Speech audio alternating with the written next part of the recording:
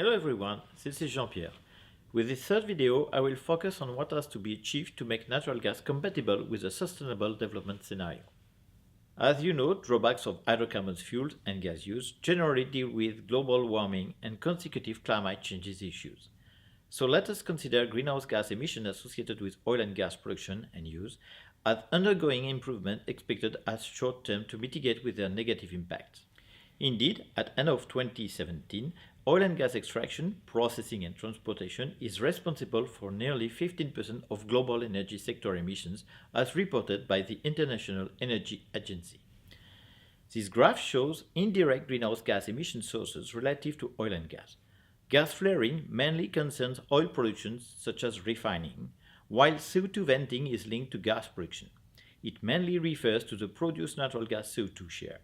But for both, the methane share is huge.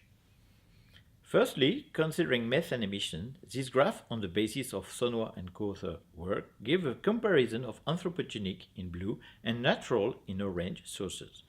Anthropogenic emissions are mainly due to agriculture, making up 24% of total emission, fossil fuel production and use going up to 20%, waste reaching 11%, then finally biomass burning and biofuels 3% each.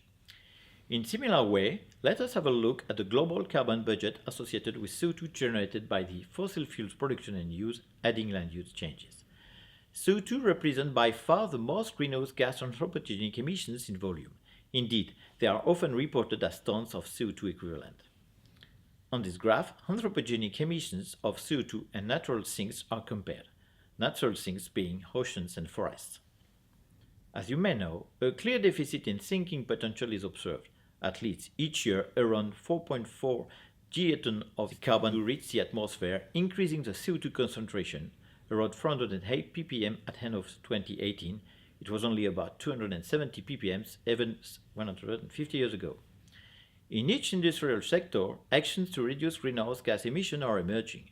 Back in 2014, a core group of major organizations from the oil and gas industry created the Oil and Gas Climate Initiative. Today, it includes 13 major companies representing up to 30% of oil and gas production. Their objectives are to reduce both their methane and carbon dioxide emissions whilst pushing for innovative CO2 utilization and storage in order to fit with the Paris Agreement's objectives.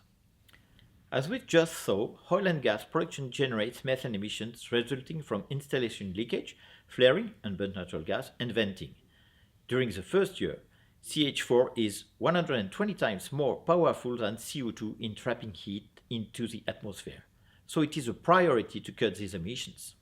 Thanks to recent technological developments such as instrumented drones, embedded sensors, and Internet of Things at large, it is now feasible to deploy low-cost extended monitoring tools to map methane leakage on the production lines and on the entire gas value chain.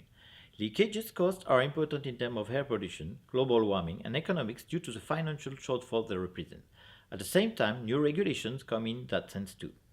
Government agencies in the USA, such as the Department of Energy or the Gas Technology Institute, support researches focusing on improved technologies meant to track and reduce methane emissions from the oil and gas industry. Indeed, finding solutions fitting with environmental expectations is mandatory for natural gas to play a role in the future of the global energy mix. Now, we will focus on the byproduct of natural gas use, the carbon dioxide. It is at least the most important anthropogenic greenhouse gas present in the atmosphere. These additional emissions can no longer be compensated by natural sinks such as forests and oceans, especially since deforestation and land uses are so intensive in tropical regions. Fighting against these emissions is an imperative target for responsible government, institutions, operators, and industrials aiming to meet the Sustainable Development Scenario objectives. The challenge is huge but necessary and possible if all actors effectively gather in that way. At least it is a step forward in terms of being able to deliver energy globally. Regulation may play a key role in order to ensure success. On oil fields, associated gas is commercialized or reinjected into the reservoir, but for part it is also flared. Flaring has been intensively used in the 70s, especially offshore when the world was looking for oil and not ready to manage the associated gas everywhere. For more than 20 years, actions to reduce or even avoid flaring have been undertaken, depending on regulation and operators' environmental strategies. Today, gas flaring has to be drastically and quickly reduced worldwide. Despite ongoing actions, gas flared volume represents currently approximately 140 billion cubic meters per year, with major contributors such as Russia, Iraq, Iran, USA, Algeria, Nigeria, and Venezuela, making up approximately half of this amount. Efforts has to be enhanced in order to use flaring only for safety reasons, while deploying alternative options.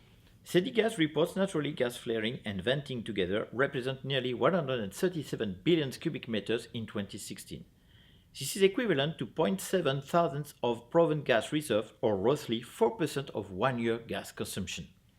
As you may know, natural gas composition may contain slow gases such as H2S, a few percent in the worst cases, and CO2 in larger quantity, around 10% for example.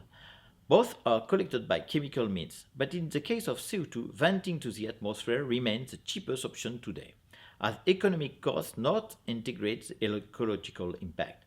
This represents 7% of upstream emission. At the same time, it becomes more and more common to re-inject CO2 into mature oil fields to enhance production. In such a scenario, CO2 is partly trapped and the rest is recycled. At least it helps improving oil production on existing fields while allowing CO2 trapping into the reservoir. But as CO2 reutilization remains limited, to manage the whole amount of CO2, it is necessary to store the CO2 after capture. This is known as carbon capture and storage, with the possibility to use the captured CO2 when possible. This alternative is called carbon capture utilization and storage. CCS or CCUS help reducing CO2 emissions both from existing industrial sources, whatever they are, power generation plants, cement or steel factories, refineries, paper pulp factories, and so on, but also from new industrial sites by integrating new technologies when designing installation. Next week, we will continue our discussion on CCS. As seen before, other anthropogenic sources of greenhouse gas emissions are due to organic waste disposal and biomass associated to agriculture generating biogas, mostly methane and carbon dioxide. During week 4, you will see how biomass can be valorized. Waste management can be improved everywhere in order to collect biogas and using it locally, reintroducing it into the natural gas network at local scale. After capture, associated carbon dioxide can be used or stored, as we will see next week. In a responsible approach, smart cities shall deploy such management of their waste in a more systematic manner. So, what will be the future of gas? For sure, there will be a lot of natural gas at the early stage of the energy transition period, assuming the value chain will be decarbonized. But there will also be more and more green methane for over time. In other words, it is obvious to say that gas will have its own evolution during the energy transition period. To conclude, the switch from other fossil fuels to gas contributes on one hand to reduce CO2 emission and reduce pollution, but on the other hand, it still generates a huge amount of greenhouse gas. To make natural gas fully sustainable, actions have been taken and new ones are being deployed in order to save energy and cut these emissions at a different stage of the world chain. Thanks to recent technological improvement, digitalization, Internet of Things, and new technologies, this task may be easier to achieve. See you soon in the next video to go on with natural gas storage.